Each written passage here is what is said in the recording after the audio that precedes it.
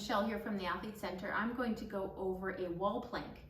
Now this is a great tool for multiple reasons, but I often prescribe it for shoulder stability, even a neck mobility and strengthening of your anterior neck flexors as a very beginning phase of that, as well as some shoulder strengthening on the posterior aspect.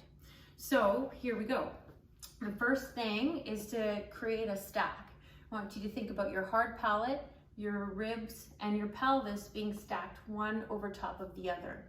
So that means a long neck with a little chin tuck. What this does is it lengthens our posterior neck, and we'll now start putting ourselves in a position to activate our deep neck flexors in the front.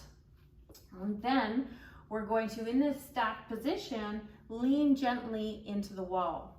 Our elbows will be about shoulder distance apart, and then you can play around with what feels comfortable. What the main thing to do is to make sure that your pecs aren't grabbing, that you're not creating a roundness in your back and pushing away from the wall, that you're settled in, that your rib cage is feeling nice and connected to your shoulder blades. So the cue I use is to feel grounded into the wall instead of pushing away from the wall. I find that gets people to engage your pecs a little bit too much and then come into this rounded set position, losing the stack. So again, hard palate, rib cage, pelvis, lean into the wall ever so slightly, reinforce that chin tuck, feel so grounded into the wall as though if someone were to wiggle your elbow, they couldn't.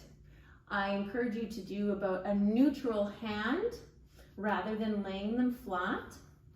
And then I want you to think about feeling rooted into the wall.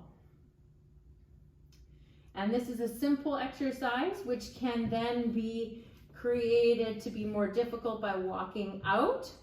So you're just sustaining this position. The further out you get, of course, the more core activation that will be needed, as well as deep flexor activation. And then you'll also find that you need more grounding, more pressure, and connectivity to the wall to maintain the position. Give that simple exercise a try using the stack, and then you can progress down to a real plank using the same principles.